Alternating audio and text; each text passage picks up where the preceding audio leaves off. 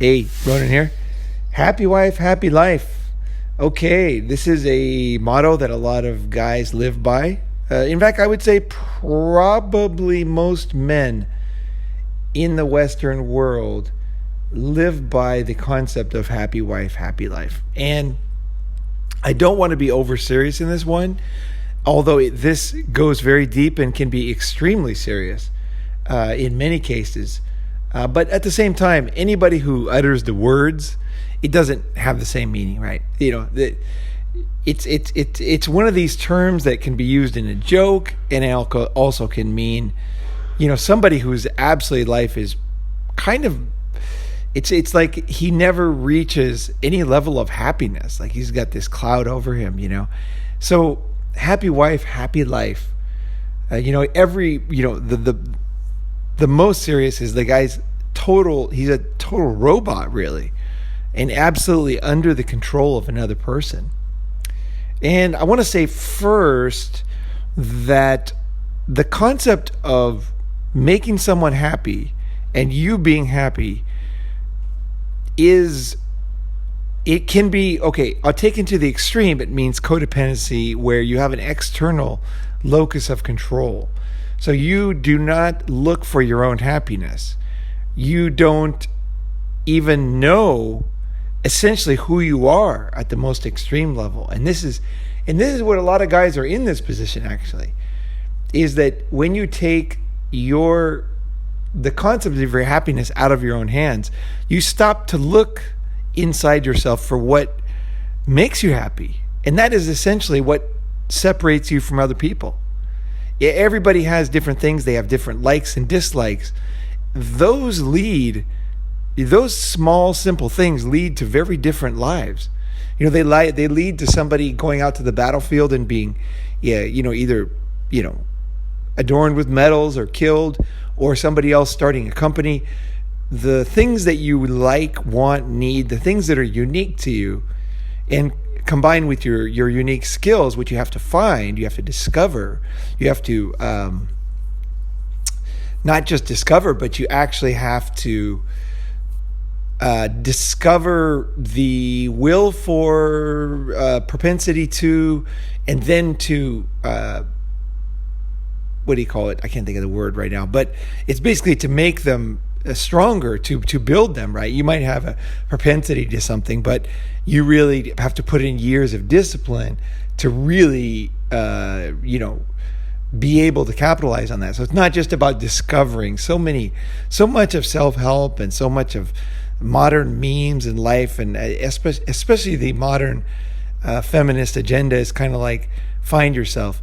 You don't really find yourself exactly. You find the things that make you happy and unhappy, and your needs, and then you have a clue, right, to where you want to go, and then you put in a lot of work and a lot of effort and a lot of study and a lot of improving and a lot of putting together different pieces of the puzzle, and then eventually you end up with a mature, what do you call it, Renaissance man, a man who's happy with his life, who's lived his passion, who has, not his passion, a man who has really lived, I guess you can just say, a good life, and when you take that away, when you stop looking at what makes you happy, okay, inside yourself, everything stops when you do that. Okay, everything fucking stops. And this is where most men are. You stop looking. And so what do? You start to look outside yourself. And you say, well, I guess that my needs don't matter. I guess that the things that I care about aren't important. And this sounds like something like a man would never do, right? But in the end, we're always looking for saving energy. We're looking for a comfortable life, right? And so if finding our internal drives and needs and wants causes us a lot of pain, okay, like we get a lot of pain from the people around us, the situations, we will look for a more comfortable way. And what is the more comfortable way? The more comfortable way is, in this case, to make her happy. Okay, because you say, well, if I can't, because looking for the things that you want, need, and are, and to build on those, that's not easy. It's not like a fun process. It's a challenge, right? To really maximize who you are as a man and to really become the man that you can become. It really is not an easy process. So it's not like it's comfortable. It's not like sitting in a jacuzzi, right? It's not like, you know what I mean? It's not like going to sleep in a feather bed. It's a lot of work and struggle to discover yourself, and then to take what you found and then to let those clues lead you to more things, and then to put in the discipline and then to learn things, to maximize things, and then to finally have to discard those things at some level and say, I've grown beyond those now. Now what is my new challenge? What is my new self? What is my new path, right? And that whole thing is it's a rough and tumble business of becoming the man that you should become. So what happens when you when you're looking inside yourself, you're trying to figure out what's going on. A lot of men mistakenly believe that women are supporters, and just by nature of women, that they will love you and kind of be your cheerleader, right? That song, right? I think I found myself a cheerleader, that's what, she is always right there when I need her. This is what guys want. Like, this is what we look for. And I do have to say that this is a fundamental part of relationships. So with anybody, whether it's a man, woman, whatever, your friendship is that you do listen to each other and you do support each other, whereas you wouldn't support somebody you don't know, don't trust, don't like, right? So there is an aspect to the cheerleader being a true thing. Like, we all kind of cheerlead each other, right? Hey man, fuck, you got the job, kick ass, man. We do that, okay? But the more extreme version, which is really what Happy Wife, Happy Life is about, is really scary, and it's so common in society that it has become the norm. I'll have to say, the abusive, restricting, robotic, like the end of the bell curve for Happy Wife, Happy Life has become so normalized that men basically accept it and put their head down. So what is the more extreme version? Because you might be in this, or you might have lived this in your marriage and not really understood it. The problem with Happy Life, Happy Life is that Happy Wife, Happy Life is that there's two problems. One is you want to, or in this episode, I want to detail the different aspects, the things that are going on, the things that she's doing, the psychological effects on you, both in your feelings, eventually in your temperament, in your mood, and then who you are, and how that limits you in ways that you can't imagine when you start to fulfill another's needs. It's like it starts with something very simple and it ends with something very difficult, very complex, and it's difficult to go back. So I want to go back, starting from the beginning and going to the end. But one of the problems with this is that if you want to break out of this very, very codependent situation where you are putting someone else's happiness and needs above yourself, okay, which is not healthy for anybody, okay? It's not healthy for men, it's not healthy for women. This is a very negative thing, okay? I cannot believe this has been accepted for men, that this is the norm, that men are now like, just, okay, this is the way it is, I have to accept this, all my friends accept this, every movie, this is total madness. And it's not good for anybody. It is not good for women. It's not good for children. It's not good for men, obviously. Okay, so let's see. Let's start to unravel this whole thing. Okay, as with all, what do you call it? Like deep problems, personal problems. They start with something simple, and then they become serious. Okay, in different ways, they affect different things, and then one thing leads to another and becomes more serious. I mean, if you look at historically, the most common disease to kill humanity is a common cold, because a cold leads to other things. It leads to a weakening of the body, and then eventually that weakening leads to weakening of other things, and those lead to weakening of, failure of other systems, and eventually you die of a common cold, historically. And that's why things like that are so important. Like just simple things in life, like the common cold. Obviously, the mosquito is the animal that kills more people than any other animal. So it's not sharks. Actually, it's mosquitoes and malaria and different mosquito diseases what humans get from them. And another way to look at it is the ability to walk. Okay, the ability to be amble, to move, is probably the most important aspect of health. When they look at older people, they can pretty much judge the longevity of somebody based on how much they're able to walk. And so the ability to use your legs is way more important than your arms. Way more important for your cardiovascular system, for your whole body. It's just the way that we have evolved. So simple things can become very serious problems. Now, when they're working fine, you don't even notice it. You just walk around, right?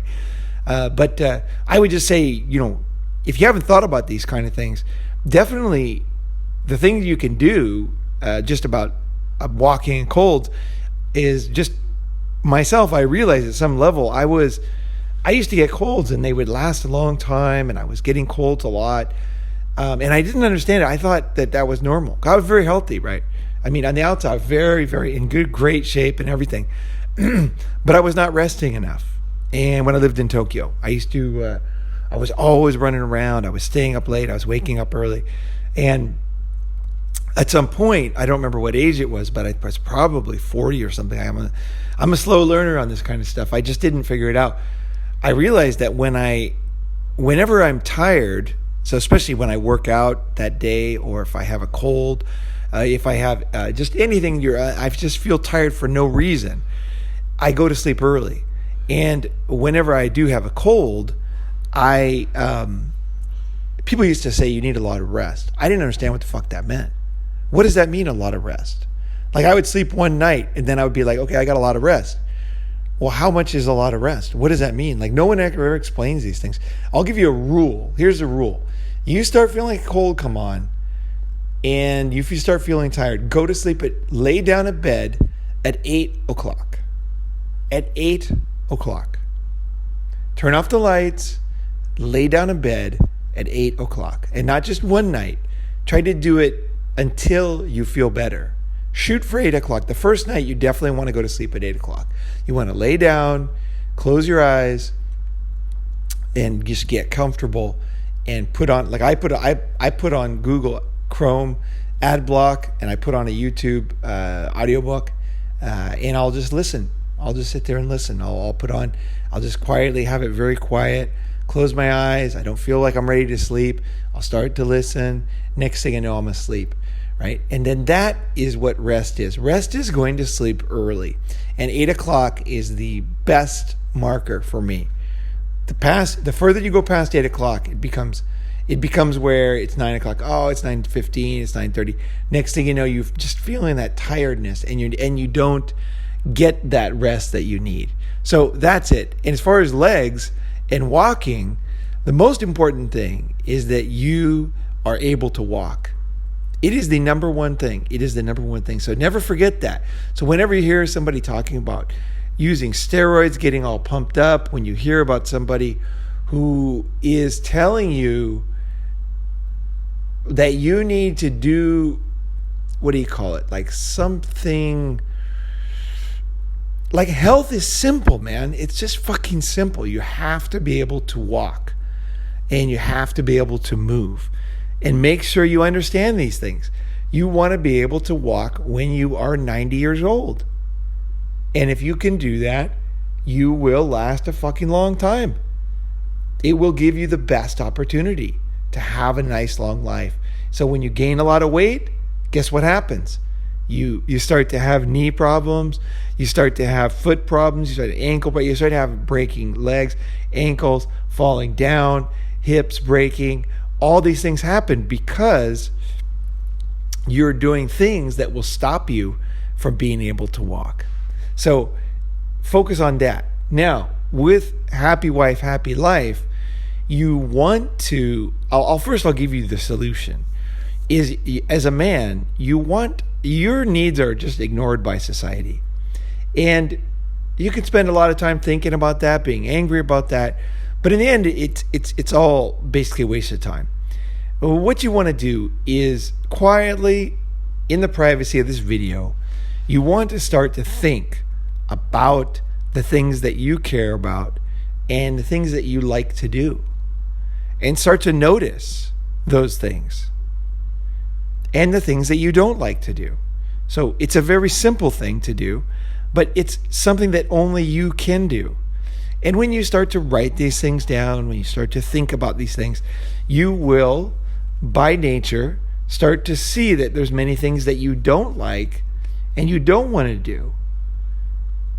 And you might think, oh, I can't change these things. The DMV, I have to go to the DMV. I have to do this. I have to do that. You don't need a solution right away. This can come over time, but you're in the beginning of a journey here. You're going deeper and finding out who you are.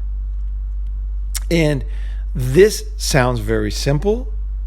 It sounds very childish, but this will, just like sleeping, just like walking, over time, this will lead you to some very profitable things, and also to to better health and to a better life and a better vision and more peace. Like really very, very deep stuff. Very, very deep stuff. And this will lead you to things that kind of like put the wind behind your back instead of on your face. You know, where you just start to, like, things just become easier because you're going with things that make sense for you. You're doing things that you like, which gives you motivation, which gives you positive, releases positive things in your brain, which makes you feel better, which gives you more energy, which helps you to lead to more things. You have less stress. That stress is stopping you from making good decisions, from making good plans.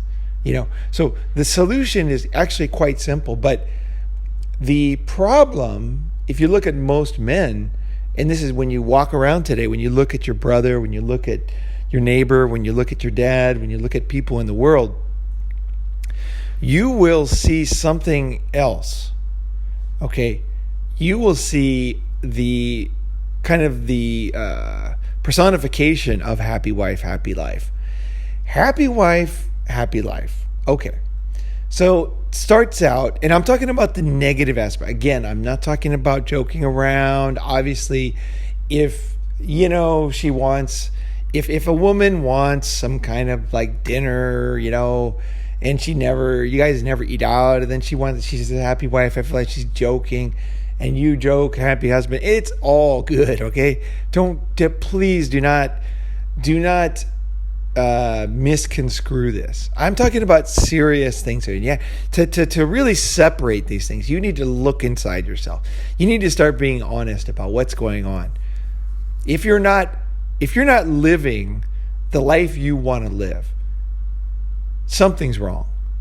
And often in society, for men, this is a fundamental aspect. So men are taught to look outside themselves.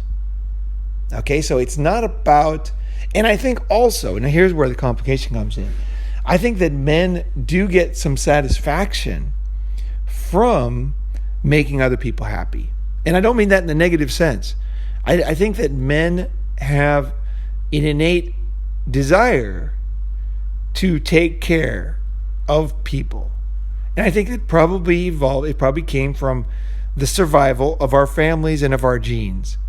So there is something there. So you need to watch what it is that you like to do. Like I really like to help people. And I really, really like children. There's a kid here in my building right now, and they're visiting a couple from Finland. And we've been hanging out. We've been going out. We've been doing yoga together. I was teaching them yoga. And I just to see this little girl, she's like almost a year old, crawling around. She almost stood up yesterday. And I love to help her. I love to take her out. I love to find food that she wants to eat. I enjoy it. Like I really found myself very happy yesterday. We went out and we discovered that she really liked fried rice from this one place that I get fried rice from. I used to get fried rice from. It's my favorite fried rice in Bangkok. It's very cheap too. It's so good. Oh, it's so good. But anyway, this kid who doesn't eat that much literally ate half of her dad's fried rice, the whole plate. Like she's not even a year old. She ate half of the fried rice. I mean, this thing's huge. This is not a small fried rice. This is like a massive meal of fried rice. And it's got a lot of good stuff in it, It's like a packed, it's not just rice, it's like packed with stuff. A lot of vegetables and stuff. It's really great, actually. If you guys come next Bangkok summit, you guys gotta come get this fried rice with the tom yum soup. That combination is just insane at this place, this street place. But anyway, we discovered that she liked that, and I felt so happy. I was watching her eat it. I felt super happy. Like I even still feel happy telling you about it. So men do derive, and you have to look inside yourself, a great happiness or feeling of accomplishment. I don't know what it is. Something good, okay, from making other people happy. Okay, so let's get that out of the way. That this is, you don't want to, again, the reason why my videos are long is because these things are so complicated, right? And if you really want to improve your life, you need that complication. If I can easily make a video, a 3-minute video that will send you into a path, ABC, you do this, and you will improve, this will get better, and it seems like it's true. And there's truth to it. The problem is the complications. And then once you go down a path and it doesn't work, it gets very frustrating, right? Because then you're like, what did I do wrong? Or this doesn't work? Or, the problem is it was more complicated. So that's why I make long videos. That's why I put in everything. I shouldn't say long videos, because I'm putting in the things that I think are important for you to consider and to be looking subtly for these little signs, right? So again, enjoy the things that make you happy. If you like to make women happy, if you like to make children happy, if you like to make your parents happy, this is fine, okay? This is normal, and actually, this is a sign of a healthy man. Because this is you've seen this. Historically, we see men smiling, being happy. We like to make women happy. When they ask men, what do you like to hear in bed most? And I've said this before. The number one thing is that feels good, and keep doing that. Guys are always, and I mean fucking always, portrayed as being selfish in bed. But women, when they ask the top 2 things they like to hear, both of them are not about giving pleasure. They're not about making the man happy. They're who's your daddy, these type of things, right? All about her, which is fine. Again, don't take this too seriously. These are things that make people happy in bed, right? But it's just interesting that the women, all about themselves being happy. The man, the 2 top things they like to hear is that feels good and don't stop. That feels good. The woman is saying to the man, that feels good. This is the number one thing men like to hear in bed. Think about that. Men like to give pleasure, and the woman appreciates it. And then don't stop. That's another thing. Basically, same meaning. Don't stop. The woman is happy. You're making her happy. This is what makes guys happy. These are the top two things men like to hear in bed. Interesting, right? Very interesting. So this is a part of men that I think you need to take. You need to be honest with yourself. You need to enjoy the things that make you happy. Okay, but don't let them lure you like a clown in a drain into a hellish world. And that's the problem here. That is the problem with happy wife, happy life, is that this can lead you into the clown and the absolute horror and dismemberment and death inside that drain. So how do you put to not fall into that? You need, okay, I'm not kidding about this. You need to appreciate the fact that you like to make women happy. You got to. Because if you try to ignore that, if you have a strong desire for something as a man, and you say, I'm not going to do that anymore because that led me to this, I'm not going to do this. You can fight against the tide as long as you want, and this is one of my favorite examples. It's just like a Catholic priest. He can try not to have sex all he wants, but all that happens is his drive is so strong as a man, and it's so unnatural to not masturbate, to not have sex, is to not, have children, all these things that are natural for a man. If you fight against all those desires, all that happens is, long term, is that you break all the rules and you either destroy yourself emotionally, don't live up to, you lose so much happiness in your life, or you become perverted and do things that you wouldn't naturally want to do. But when you solve those problems, when you allow those things, then it doesn't get so serious. It's like a man who has nothing to lose. He's going to rob you. He needs that. He got to eat. Okay, so you got to keep yourself in a position where you're not in that desperate, because it will come over time. That desperation will come and you will fall into the worst trap. It's like you go directly into that. You see that clown and you just go in, and it started from you because you tried to ignore yourself. Okay, so don't do that. Okay, at the same time, and I'm like a drill sergeant on this. You got to be very careful. Where is it leading you? Where are the limits of that? Okay, so where are the limits? So happy wife, happy life. Okay, so accept that this is part of your, I guess, makeup as a man. You like to make people happy. You like to support. You want to be, a patriarch of a family. These desires are real and natural. Okay, how do you accept those things while looking at the warning of the ruined lives all around you? Because around you it's like a battlefield of dead men. Okay, so what separates you? I would say, and I just want to say this again, is the strength. It comes from accepting yourself, but knowing where the limit is and being able to monitor that. Okay, so it doesn't come from either diving into the drain pipe, that doesn't solve it, or saying, I will never do any of those things that make me, I will know none of that. It's all this and that. This is a very rigid construct, which is destined to break down in one way or another. And it can break, like I said, it can break down two ways. It can break down where you lose the ability to be happy, where you're depressed, where you hide away from life, where you don't reach your potential.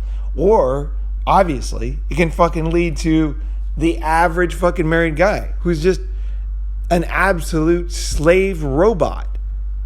And the thing is that you cannot make somebody happy long term. Okay? So you need to separate short term and long term. This is the key in my mind. I thought about this a lot. I like to make a woman happy, okay? But realize that happiness is a feeling. It comes over you and it goes away, okay? So if you say, okay, I like to make women happy, okay, you might like to eat her pussy, right? And you might like to learn how to be a better lover. And you might want to, let's say you're a young man, you're 19, you're going on a date, it's her birthday, whatever. You might want to give her one rose. I think one rose is one of the best cheap presents you can buy. It's so cheap and it's so meaningful. Like women's minds, one rose and 100 roses is the same. Depends on how you hand it to her, right? So you can make her happy, but you just realize that it's like it's kind of like making a baby happy, okay? Or just a temporary thing. I like babies, right? But I love to make them happy. But you just realize that it's just going to last like 1 second, Like when I do something to make a kid happy, make them smile, or just listen to them and look at them, and then you can see that look in their eyes, like, wow, somebody's taking me seriously. The kids love that. They love that feeling that somebody's listening to them, right? It's not all about fake being happy. Oh, be happy, be happy. Kids are like, fuck that, And so I do like that connection, okay? But I realize also that it is fleeting. It's just a one moment in time, and it will be gone. And I enjoyed that moment. And that moment is over. And now it's something else. And you have to realize that you cannot make people happy long term. So this is where the confusion lies. Guys will, let's just say for a typical guy, he'll buy the woman roses, he'll take her to dinner, she's happy. Then the next dinner, the next time he takes her to dinner, she's just not going to be as happy because she already knows like a lot of things about you. You've already had dinner. Maybe you can go to a different dinner. But I'd have to say, it's sad to think, but no matter where you take a dinner the second time, it's never going to be as good as the first. Fact. As far as her level of happiness is not something you can buy. It is moments. And so you could have a very, very romantic, very, very meaningful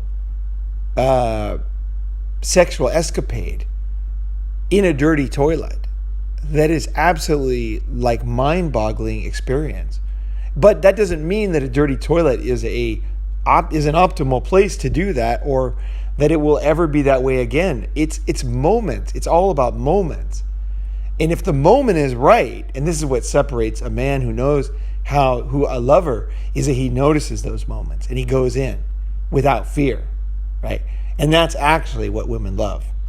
But instead, what guys do in their whole life is they don't, because we are not trained to listen to ourselves. Obviously doesn't allow us, like I said, to grow into what we should, but it also insulates us from really listening to people too. Because you need to listen to yourself first before you can really, I think, grasp what other people are feeling. You need to really understand yourself, and you say, no, that doesn't really make me happy. I act like it does, but it doesn't really, like, you have to kind of like, what is it about that? And then you finally figure it out, and then you can take that knowledge and you can leverage that, and you can create something in other people, right? Whether you're talking about trying to make somebody happy for their birthday, or you're talking about advertising, or you're talking about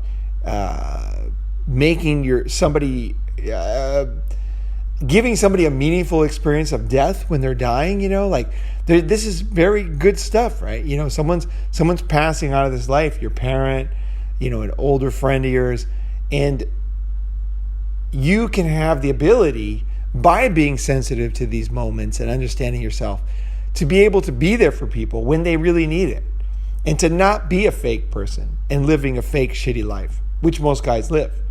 I don't know what percentage it is, but I think it's close to 99 personally. But actually the solution is very simple. Very, very simple. And okay, so happy wife, happy life. A man goes about his, happiness is, like I said, it's fleeting, it's short term. And you don't, it's so easy to misconstrue this one, because you might make a woman extremely happy by looking at her. You know what I mean? Like literally, you could be in an office and she's trying to get your attention, and then you just notice her. And that might make her more happy. Okay, let's say like Joe Robot guy, you go back in time, back in his, rewind the thing in a Hollywood movie there, and you rewind the tape back to the beginning, and he looked at her in the office, and she was trying to get his attention, and he actually made her happy in that moment, very, very, very happy. If she's honest with herself, now they have kids, they're miserable, they live in the suburbs, she could say that moment was the most happy she ever was with him. Okay, so the understanding of happiness is important when you talk about happy wife, happy life. Happiness is not, it's not leverageable. It's not even predictable. And it's not, it's not long term. Happiness is in the moment. Now, the more decisions you make that are in your best interest, the more likely that you will create those. Okay, so it starts with actions and thoughts. Okay, thoughts is probably beliefs, number one. The beliefs that you are worth it lead to actions which are in your benefit, which lead to good feelings. Beliefs lead to simple actions. Those simple actions lead to feelings, because you start to feel good, right? And those lead to habits. And those long-term habits lead to mindsets and essentially your self-image and a more serious thing as it goes on. So it starts with a very simple thing. It starts with an action. So let's think about this here. How does the opposite happen? How does the negative train get started? How does it go down the wrong path for guys? How does a man become a robot where he has a meaningless life of essentially hell? Most men truly live in fear and desperation. I think it was Thoreau said most men live lives of quiet desperation, and this was a long time ago. This is before family courts. Most men live lives of quiet desperation. Okay, so if you are still listening and you want to live a good life, the odds are against you. No one around you is going to be able to advise you. You need to follow the timeless, meaningful things that I'm talking about. You need to go down that path yourself. It's an inner journey. It's a solitary journey here. And avoiding, when you come out of a situation, here's the good news. When you come out of a robotic, miserable, demonic situation, this actually can be a great thing, because the total disaster, suicide attempt, bankruptcy, even psychosis, like going to a psych ward, or just, let's say a divorce, a terrible divorce, loss of children, parental alienation, or it can even happen, obviously it can happen with a health thing where you no longer can do those stupid things you used to do. I talk about this, but like you have this garden and you don't really care about it, but your whole house is surrounded by plants, and you spend your whole life trying to protect them, trying to cut them and mow the lawn and all these things that you really don't care about. When you become 75, you get too old to do that, and maybe you can't afford a gardener, and then you let it all go to shit, and then you realize you didn't even care about it. That's a lot of life. A lot of the things you're doing don't actually mean anything. You can just stop doing them, right? But how do you get to that point? You get to that point because the guy could not walk. He could not get out there and do the gardening. And then he learned, oh my gosh, just as he's about to die, his last decade of life or whatever, he's like, I didn't even care about that stuff, right? So it's those terrible moments, like an alcoholic, he reaches a bottom where he finally says, wait a second, I can't do this. This isn't me, right? So those serious problems can actually lead you to the land of milk and honey that I'm talking about. So don't be afraid or be ashamed of being totally destroyed. This can be a great opportunity for you, because the thing is that you're in a stage where you will reevaluate everything, where you're no longer living in that haze. You can't. Basically, the haze is taken away. It's like if a guy is all happy and he believes his wife loves him and things are good, and then suddenly she takes off. She's sleeping with his best friend. She divorce rapes him. She cleans out the bank accounts. He knows that if you get divorced, it's supposed to be 50%, but she takes everything of value. He has cash in the house. And then she starts to smear him. She ruins his reputation in business. And he ends up with almost nothing.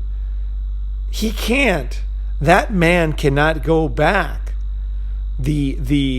Essentially the hologram that he lived in no longer exists. So it's not possible to go back into that.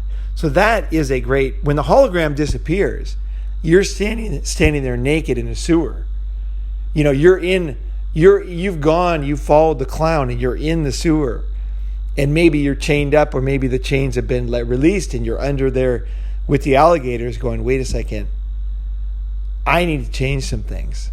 Like, I'm ready to make some big changes to my fundamental outlook on life, to my actions. I'm willing to look at myself. I'm willing to look, because to get past happy wife, happy life, you need to look at yourself. Because, and I really don't mean this in the shaming way, but it is very important to realize the things that you did that led you to where you are. And even if you got out of it, but you didn't really understand it, I really recommend going back in, listening to this episode, and really going back in and say, wait a second, where did this start? Where did I start? Forget about what she did. Where did you start not listening and ignoring yourself? When did you start doing that?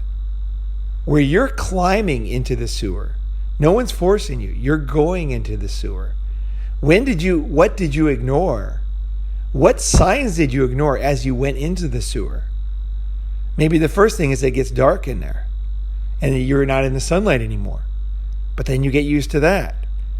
And then you hear some noises and you say, I guess those noises are normal down here, And then it's like one thing at a time. You have allowed this frog boiling in water, slow boil. You ignored those signs that essentially were there to help you.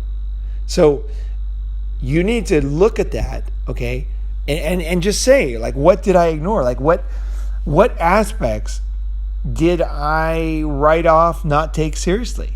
So in Happy Wife, Happy Life, like, I would say one of the fundamental changes you can make once you realize you don't want to live someone else's life. Steve Jobs said that in his fantastic commencement speech at Stanford, which you can see online. One of my favorite motivational things is, like, you can't live someone else's life, And that's Happy Wife, Happy Life. That's what it is. You have an external locus of control, okay? Forget women for a moment. Look at yourself. We're talking about you now. You have an external locus of control. So you're saying, okay, if I make this other person happy, then they will make me happy. At the same time, and this is what I'm adding here, is that you realize that you do like to make people happy, but you need to realize when that is not, and what is happy and what is not happy. And what things did you do that really didn't make her happy? So you might have made her happy by looking at her. You might have made her happy by holding her hand. You might have made her happy by giving her a rose. But marrying her might have not actually made her happy. And buying her a car might have been more about blackmail, because a happy wife, happy life becomes very much about blackmail.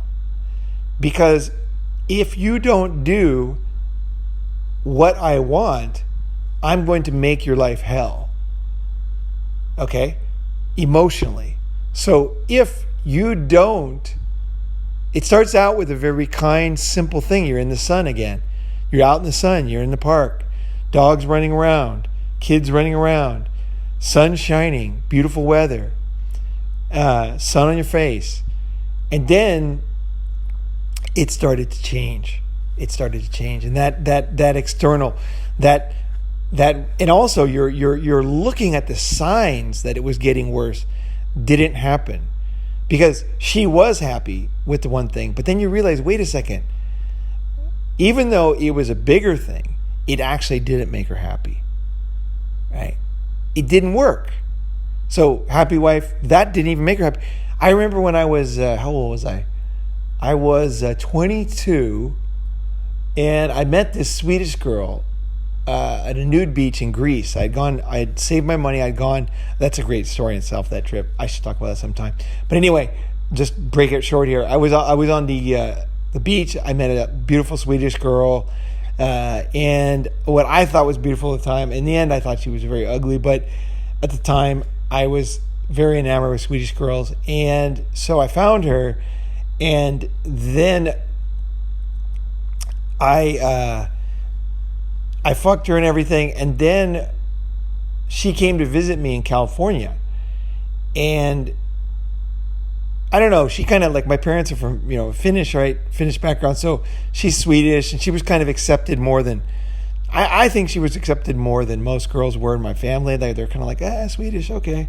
She's from the old country, right? Kind of thing. I don't know if you guys have that in your family, but there's this kind of thing, like, get a girl from the old country kind of thing. Or a girl that we can relate to, or something. I don't know.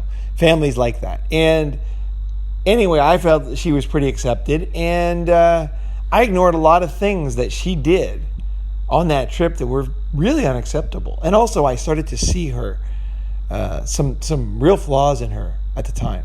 She was just always cold and complaining, and what I mean cold, I mean physically cold. She was always cold. It didn't make sense, California.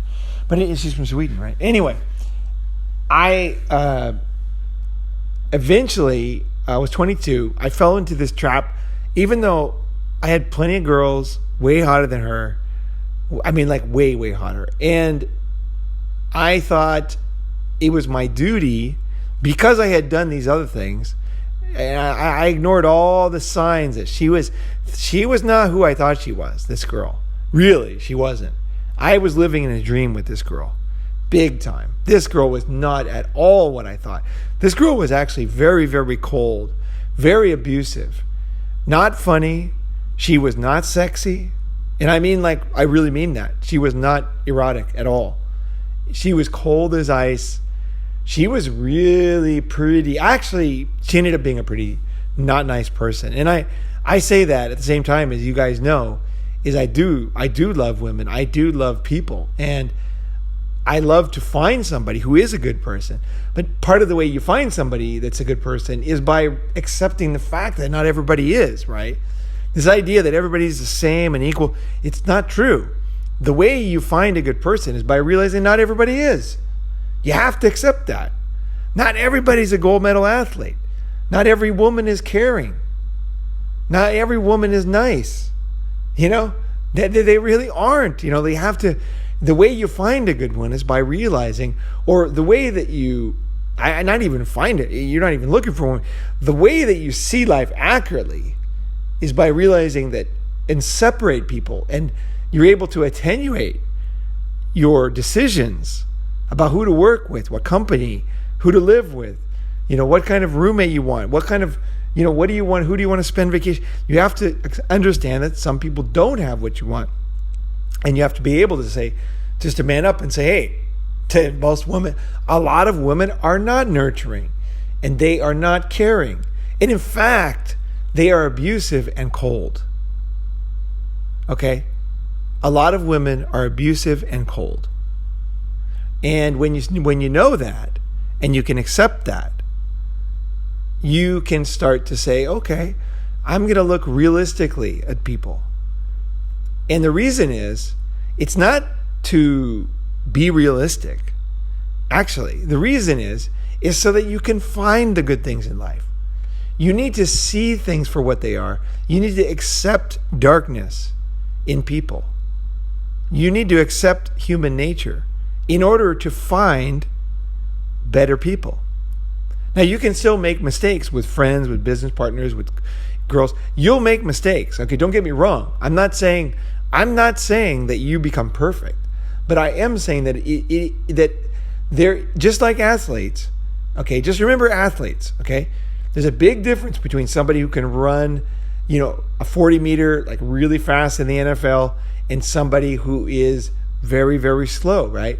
There's a big difference between the speed of those athletes and the athleticism of people. So the same thing with emotional, caring, every single human trait is like that. There's people that you can't see it because it's invisible, but it's inside of them. But you have to learn to accept that some people are not good. If you don't accept that some people are not good, you're going to make mistakes your whole life and you won't learn anything either. The only way you can learn is you say, like I personally, I'm so optimistic. I don't want to accept that people aren't good. Like really, I fight against this. I don't want to accept that people aren't nice, like and aren't good. I don't want that. Like I really don't like that. Why do I do it? Why do I do something I really don't like? I mean, really, I fucking hate it. Why do I go down that road? The reason why is because I care about myself. And I know that it's true. And the only way I can surround myself with better people and have a better life is by accepting the fact that some people are cold, manipulative, abusive, and very, very damaged beyond my ability to help. And by accepting the reality, just like athleticism, you don't want to train somebody to be in the Olympics if they're really slow. Okay? You don't want to, if you're running a sports, a national sports agency, you have to target people who have that natural ability and they also have the discipline to practice and to do the things that they need to do to get to world-class level, right? But you need to accept the reality. And people do accept it. We accept that some people are better salespeople. Some people are better at telling stories. Some people are better at writing. Some people are better at everything. And when it comes to being nice, to caring about people, to being nurturing, to being loving, to being sensitive, to being essentially all the aspects that we think of as human beings, right? Being human, right? It's actually not being human. That's not true. Human is an incorrect term. The human species, right? The sapiens, okay, are not all like that. Only the best are. The best sapiens are like that. And that's what you want to surround yourself with. That's who I want listening to this podcast. That's who I want to come to the summit. That's who I want to hang out with, right? Whether it's man or woman, I want to hang out with the best. And the only way I can do that is to accept that not everybody is. Okay? Not everybody gets a medal, and it's not because it's because some SJW thing. It's because you want to start to be wise. Okay? And being wise is not easy, but there's the path. So when you let's go back to happy life. I'm just thinking of different aspects of this. So you're not looking, a man who's a robot, he stops looking at, he really a man who lives in the happy wife, happy life, he really doesn't even look at her happiness anymore, because the truth is when he has gone, when I'm talking about the man that goes down into the drain now with the murderous clown. Once he starts to go down there, again, he ignores the warning signs. He ignores the things that are taken away, the good things that used to exist. He ignores the fact that essentially this person is not happy. So how can you make somebody happy that is not a happy person? You cannot. Okay? You do not have that power. If you think you do, you need to work on that, because it's very, very important to understand, and you need to look. Okay, let's just say, I just want to put a quick interjection. If you're the type of person who thinks that your love and your concern can change anybody, all you need to start to do this. Here's the best way to solve this, to start to solve it, is think of the people in your life that are not good. Okay? Especially somebody in your family. Now, think, how old are you? How long have you tried to change that person? If you're the type of person who thinks, I can change people, I can love them into being good people, I can care, I can support, and it's going to change them, just look at the people. Look at the people around you. Not everybody's going to be good, okay? Now, the ones that are not good, how much effort have you put over the years? How many things did you do trying to change them? And what benefit? What change has really happened in that person? I'm going to go on a limb here and say that you gave your all. Okay, that's the type of person that would do that. You gave your all. You tried everything you could. You said things in the right way at the right time. You supported when you needed to.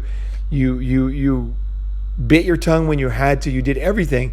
And I think, if you look at it honestly, is not only did you give everything, but you got nothing. You got no change. That person that was no good not only did not change, they might have even gotten worse, because a psychopath, a bad person, a manipulative person, let's just say that, a person that manipulates, when they're around a very loving, giving person, what they do is they learn from that person. They study them and they mimic the traits. So they will mimic the things that you do, and they will use those to go out and manipulate other people. So you are actually giving fuel to somebody who's going to destroy other people's lives. That is the way it works. They study you. So not only did you not have any benefit on them, you didn't change them. They didn't get any better. I'm talking about at the heart, a cold, manipulative person. Doesn't matter if it's a man or woman. Not only did you not change them at all, but you probably helped them, because you gave them things to mimic. You gave them better ways to cloak, because a bad person cannot show that they're bad. Otherwise, they won't have any friends. You know what I mean? No one's going to listen to them. So they're going to cloak it using your good traits. And then they'll use those. They'll do the things that you do because they are smart, right? They're going to watch you, and they're going to see the way that you act and the way that you whatever it is, whatever. I once had a psychopath who was in AA, and he would watch me do speeches when I would talk, and everybody was laughing and everybody was talking, and they would just, and then I noticed he started to copy the way I spoke. He actually used the jokes or the way that I joked. It was amazing, actually. I was actually, at the time, I was blown away by how well he mimicked my mood and my way of speaking. It was all fake, but it was amazing, because I knew him before that. Before he saw me in action, and I knew him after, and I was like, whoa. And I had to take responsibility, and I realized I actually taught that guy how to be a good speaker. And he used that to destroy other people's lives. So I have a responsibility there. So you have a responsibility to get out of these situations when you're in there with the clown, not only for yourself, but also for other people. Okay? So, all right, so you start to ignore the fact that she is never happy. So happy wife doesn't exist because happiness is not long-term, okay? It's short-term. Now, a lot of beautiful short-term things you could say lead to a happy life, okay? Because overall, it was happy. So there's the complication. You have to, with these complicated concepts, you need to breathe deep and think, okay? Where's the line? Am I close? And you need to feel that. You'll feel it. You'll know. You'll be like, actually, XYZ. You will know. No one else can tell you. Okay. So you can't make her happy. She is not the type of person who becomes happy. In fact, your efforts are not working. Now, happy life. What is happy life? Happy life is you. Okay? So happy wife is her and happy life is you. So are you living a happy life if you're in this kind of relationship? Or if you were in this kind of relationship? Or if your friend or your brother or somebody you know what you care about is in that relationship, are they happy? No. Okay? There's no way you can describe. I personally just think there's a very solid, very fucking resounding, ironclad guillotine no. Because they are being manipulated. They are being blackmailed by fear. Okay? Fear is the tool of happy wife, happy life. Okay? Fear. Fear leads to power. Fear and power. So fear is, if you don't give me this. Now let's forget happiness, because this bitch is not happy. Okay? There's no question. Everybody knows that. Your neighbors can hear her. She's not happy. So forget this baloney hologram of her happy. She's not happy. Basically, she's angry. She's vindictive. She's cold. And now she's saying that if you don't give me this, I'm going to make your life hell. Okay, so that hell could be silent treatment. It could be subtle ignoring of the things that, this is the most evil, is the ones who subtly do not give you what you need as a human being. And this I'll go into another episode, because that one is so subtle, but it's absolutely the most destructive. And only the most evil people will use that one, because it's absolutely soul destroying. But let's just go with the typical one. Silent treatment, won't talk to you. It is fear, it is pain. Okay? People, human beings, are built to need human interaction. We need eye contact. That's why when there's a mask on somebody, you feel totally different about them, because there's something inherent in us. A human adult that's healthy can recognize over 100,000 facial gestures. Think about that, because that was the difference between life and death. You come across somebody at night and they're smiling. Are they smiling because they're going to kill you? Or are they smiling because they're happy as they come through the cornfield at you or through the trees, and you suddenly see their face? You need to know right away, what is that expression? And that is what the people that could not do that did not survive. The people that could is you. And that's why your ancestors survived. These ability to read those faces, those 100,000 different expressions, right? So, okay, so why do we get so lost on this? It's because of fear and power. It becomes where you start to get degraded and you work against, and I guess the other similar type of thing is when somebody starts to eat themselves into being essentially diabetic and unable to move. That is the same type of self-sabotage that leads to destruction, right? When you're on this path, you no longer are, the systems are not working right. The engine is not being maintained. Things are falling apart. Smoke is coming out of things. Things are leaking. Things are breaking. Metal's rubbing against metal. That's what the stage we're in right now. So nothing is good is happening. The machine cannot even be fixed at this point. Everything's falling apart. Everything's rubbing against other things, causing other troubles. You are now unhappy, and you are out creating unhappiness in other areas of your life, whether it's at work, with your own children, with your friends, with your neighbors, with whoever. Things that you also need to be happy, right? So because the machine now is just off the rails, everything's squeaking, like pipes are breaking, things are leaking, you're causing trouble to the people below your house. There's like all kinds of just shit storm. It's a shit storm now. It is an absolute clusterfuck at this point. Okay, so there is no happy wife with this type of manipulative, miserable situation. There is no happy life. So what is there really? What is the heart of happy wife, happy life? Taken to the way, I would say the extreme, or the way that many married men live today. It is sheer brutal power and control and the use of fear and denial and pain. That really is the real heart of it. Take the word happy out of it.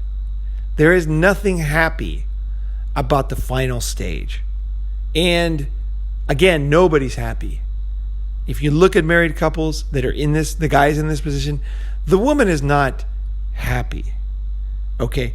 She might have some kind of, if she is, and this was very difficult for me to accept, that women could be sadistic. I swear, it was really hard for me to accept that, because sadism and the sadistic is somebody who actually enjoys the pain of other people. So there was a Chinese girl who made a video on Youku, and she stomped puppies with her high heels.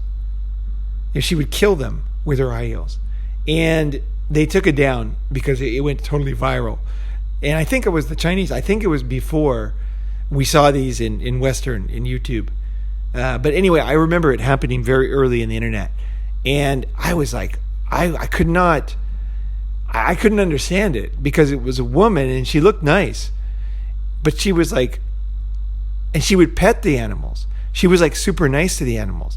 And then she would stomp them to death in the most painful way, breaking their necks, stabbing them with her high heels, and just laughing. And I could not accept that she was a sadistic person, that she derived some pleasure out of killing these innocent puppies. And the thing is once which was very difficult for me to really, we all have things that are not easy. It was very difficult for me to accept the darkness that was in a sadistic person. But I, at some point, was forced to face this, that some people actually not only do not enjoy helping others, they actually like to maim, destroy, and see people in misery and pain. And that's really the only, I wouldn't say happiness, but the jolt that they get out of life. It's not happiness. Happiness comes from a peace. Okay, again, it starts from internally listening to who you are. Yeah. I still can't accept, maybe they are happy. I haven't really thought about that there could be happiness in causing pain and destruction to other people. I really, that's a leap for me even, but that actually is possible, that someone could do that. Yeah. Maybe that's why we do need the criminal justice system, because there are people who that they fundamentally don't have a makeup that is acceptable to society. Similar to somebody who just wants to go out and cause loss of life for no reason. It just can't happen. You can't allow that. Now they might, I guess they might get some satisfaction. I never even thought about it. Actually, it's probably true. Maybe some people do actually get satisfaction and happiness out of that. But society cannot allow that. You cannot allow someone to walk free who is like this because it's just too much damage to society, right? Because the problem is somebody who has that desire, somebody who is sadistic, is that what will make them the happiest? Okay, let's say, for example, let's go on the theory here that a sadistic, cruel, manipulative, I would say evil, cold person. Okay, I'm not talking about sadists like S&M. I'm not talking about play fighting like he had in the Gillette commercial, like the boys wrestling was considered evil, right? I'm not talking about the fake stuff. I'm talking about the real stuff. The real people who would actually hurt puppies, who would push old ladies into oncoming trains, who would deliberately hit people with their car if no one's watching. This type of people. If they, I lost my train of thought. This is such a heavy. This is something I'm kind of realizing as I'm talking here. Oh yeah, what would be the thing that would make them the happiest? If somebody was like that, okay, and if we accept that happiness can come from that for some people, they would probably, I would suspect, get the most happiness from destroying the most sweet thing. So just like that sadistic person would probably get more satisfaction from killing those innocent puppies or babies than they would get satisfaction from killing a mean junkyard dog who just attacked an old lady. Because their happiness comes in destroying the happiness of others. So if somebody is not happy, then you would have to say that probably wouldn't bring the smile on their face. So maybe, I still don't know if it's true, but whether it's true or not, it's close enough that it's a motivating factor for some people. And if you can understand and accept that, you will over time be able to grow yourself and also to sense when something is wrong with other people, because you will get by listening to yourself and your internal wisdom and growing the things inside yourself, you will start to see other people who are not doing that, who are living a fake life. You will start to notice, just like somebody who's on drugs, like crystal meth, and they're just laughing. You can sense that it's not a real laughter. It's not a happy laughter. It's some kind of a nervous, maniacal, filling the air, trickery, something, right? It's not a happy laughter. And you will start to sense that in other people. And you will know, oh, there it is. That's not real. That's to be avoided. That's best avoided there. That thing there. Best to fucking steer clear, give a wide berth to that. Because to end this, you can't change them. And the limits of your power. You know that. You can help people that want help. You can help people who are trying. You can help sincere people, but you cannot help people who do not want help, who delight in doing the opposite. So take this overall deep concept that I gave you here and start to trust your wisdom. And you will know if you're on the right track with this one. And I will tell you, it is worth the time. It is worth the time to think about this. Because if you look around you, if you think this is a one-time thing, you need to take a red pill every day. And to really nail this one, it takes a long time. It takes at least, I'm just going to say 30 days, but I think it's more like 10 years of doing this, of practicing this, and growing and ever changing. Anyway, I'll leave it there because that's so much heavy stuff. And I just say that if you are in this position, the worst position you're in could be considered a better position. Because, okay, yes, to avoid, to divorce, to leave an unhappy situation is very painful, and you might lose custody of your children. You might lose your house. You might lose your job. You might even lose, so many things. Friends. These are scary things. But your wisdom will lead you in the right way. King Solomon, baby. King fucking Solomon. Thanks for listening.